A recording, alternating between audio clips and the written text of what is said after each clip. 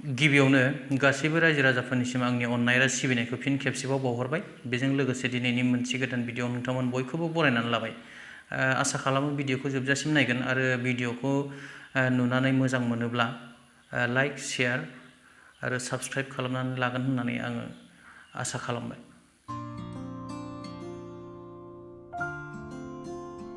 दिनै गोबांथार टपिक गैया, एसे गोसोखौबो बोरैबा मोनदों भिडिअखौ बानायनो बानाय मोननानै, अब्लाबो बानायनाय जाबाय।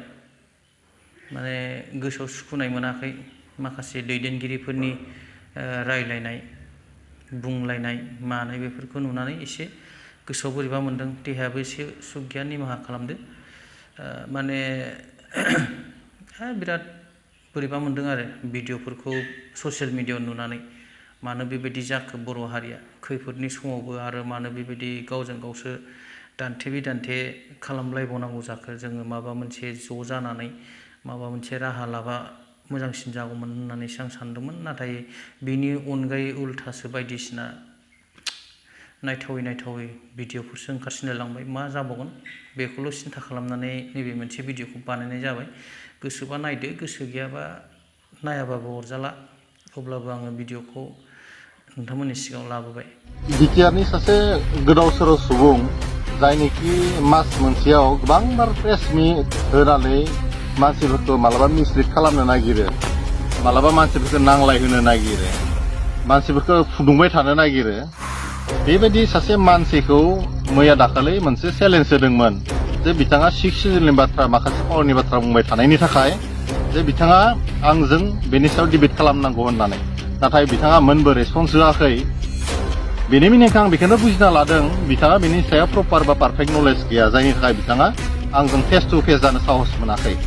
आदा खावरा नलेज लानानै बिथाङा जेरैबायदि रायजोफोरखौ मिसलिड खालामनो नागिरबाय थायो, दावस्रा होनो नागिरबाय थायो, मानसिफोरखौ हिंस होनानै फुदुंनो नागिरबाय थायो, बेफोरबायदि बाथ्राया जोंनि गेजेराव दुखु गोनां जादों।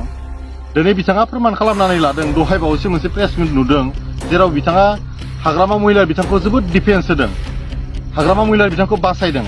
डेट मिन्स मा? बिथाङा दिनैनि तारिखाव फोरमान खालामना लाबाय जे बिथाङा आसलते हाग्रामा महिलानि मानसि। आरो जोंथ' सिगां खोनायोमोन हाग्रामा महिला बिथाङा गावसोरनि एएम एमसिएलएफोरखौ बुयोमोन होननानै।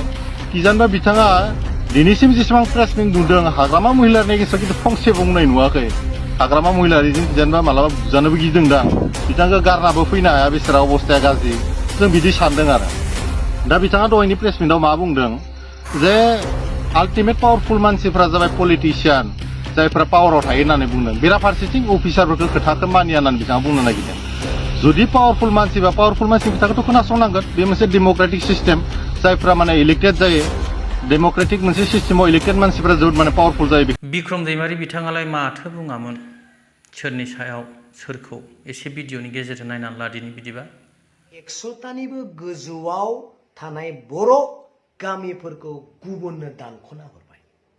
नोंनि न'आव थाखानाय परियालखौ बोखावनानै गुबुननो हरनानै लोरबां खालामबाय। दिनै बेखौ रायजोआ एक्सेप्ट खालामनो हागोन होनबा? हागोन? हानाय नङा। अब्ला बेफोरनि खामानिखौ मावनो थाखाय जोंहा सोर दं? सोरनियाव सोंगोन? नोंसोरनि 6टा भिसिडिसिखौ जों आमुगाव लांनाय जासिगोन। सोरनियाव सोंगोन? गभर्नमेन्टनियाव सोंगोन, नखरगिरिनियाव सोंगोन, नखरनि बिगुमानियाव सोंगोन। नखरनि बिगुमाया सोर? समस्तिनि बिगुमाया सोर? लरेन्स एमएलए सार बिथां आरो जोंहा बिपिएफनि एमएलए रुबिराम नार्जारि सार। नाथाय गभर्नमेन्टआव सोर दङ? खुंथाय गोहोआव सोर दङ? बिथांनियावसो सोंगोन। दिनै जोंनि बे नखरसे फिसाखौनो बोखावनानै देरहानो हायै बेबस्थाखौ जुदि खालामबायब्ला, अब्लाबो जुदि जों मिथिया होननानै जुदि बुङा, बेसेबां दुखुनांथावना जागोन बेयो। दिनै बिनि दायनिगिरिया सोर जागोन? सोरखौ बुंगोन? एमएलए गभर्नमेन्टआव थानाय, बिनि अनगासो दङ। रायजोआथ' मिथिया। रायजोआथ' दिनै बिथांमोनखौ बेफोरबायदि खामानिखौ मावनोनो दिनै देरहाहरदों। नाथाय रायजोआ दिनै होख्रावदोंल', रायजोआ दिनै हाय हायल' होनदों। नाथाय बेफोरनि कागज पत्र खुलुमजों मावग्राया दिनै गभर्नमेन्टआ मावनांगोन। सों प्रमद बर' सार बिथांनियाव, बै सार्कोल अफिसार जायफ्रा दिनै 19टा सार्कोल अफिसाव 19 जन आदार कास्टनि अफिसारफोर दोङो बिथांमोना मा मिथिगौ जोंनि समायसा जोंनि बर'नि हा बर'नि बाउन्डारि डिलिमिटेशननि बिथांमोना मा मिथिगौ बिथांमोना मा सेन्टिमेन्ट दं नैबे खर'आव बिथांमोननिफ्रायनो जोंनि गाज्रिनि जुरिजेननाया दिनै जागायदों 39 डिपार्टमेन्टआव 80% आदार कास्टनि CSD आरो डिरेक्टर बिथांमोना बोरै एक्सेप्ट खालामगोन जोंनि बर'नि इसुफोरखौ हाग्रामा महिलारिनि दिनाव 19टा सार्कोल अफिसाव 11 आरो 12 जन सोरबा एडिसियानो भिडिअ इनचार्ज आरो सार्कोल अफिसार इनचार्ज लानानै बे खामानिखौ मावोमोन दिनै हाग्रामा महिलारिनि दिनाव मेक्सिमाम बर'आ दिनै खामानि मावोमोनब्ला नोंथाङा मानो सासेबो हाया सों प्रजेक्ट डाइरेक्टर साब्रै डिस्ट्रिक्ट मोनब्रै साब्रै बर'मोन मालाबा सानै बर' सों नोंथाङा मानो सासेबो बर' डाइरेक्टर प्रजेक्ट डाइरेक्टर मानो लाबोनो हाया सों गाज्रिनि बर'नि जुरिजेननाया बेफोरनिफ्रायनो जादों दिनै आंनि बुंनाया सोरनिबा बिखायाव नांनो हागौ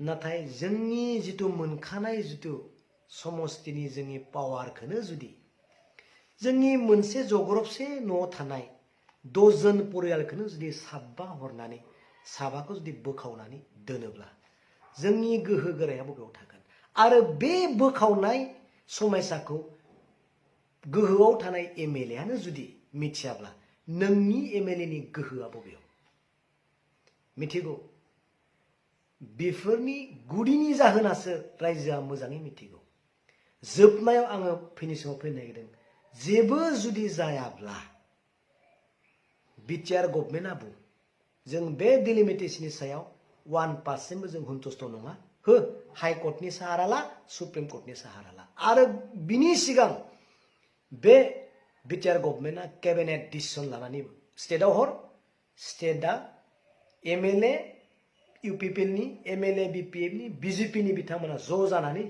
स्टेटखौ नारसिननांगौ बिनि अनगा आरो जेबो राहा गैया जेसेबां होज्रि खावब्लाबो जों बिनि फिथाइ मोननाय नङा सरकारानो गुदि सरकारानो खालामो सरकारानो बयनिख्रुइबो पावार बेनो आरो बिनि जेबो राहा गैया आं सानो बर' हारिनि थाखाय नैबे समा बेबायदि दान्थे बिदान्थे खालामलायनाय गावजों गाव नांलाय खमलाय जालायनाय आरो एना एनि जालायनायनि सम नंलामोन दा नैबे समा जाहैबाय जोंनि मोनथायखौ माबोरैबा जों मोनफिनगोन बिनि सायावसो जोङो गोख्रों राहा लामा खालामनांगौमोन नाथाय आं सानो हयथ' जोंनि साननाया माब्लाबाबो मोगथाङाव जाहैनाय नंला बायदि मोनबाय आं मानोना नैबेबायदि परिबेसजों जों थाङोब्ला मालाबाबो जोंनि साननायखौ जों जाफुंहोनो हाखानाय नङा भिडिअखौ नायखांनानै जोबथारनायाव आङो मोनसेल' बुंनो लुबैबाय जे सोरनि बुंनाया बर' हारिनि मोजांनि थाखाय जादों बेखौल' जोबथारनायाव रायजो राजाफ्रा कमेन्ट हरदो दिनैनि भिडिअखौ एसेयावनो दोनथ'बाय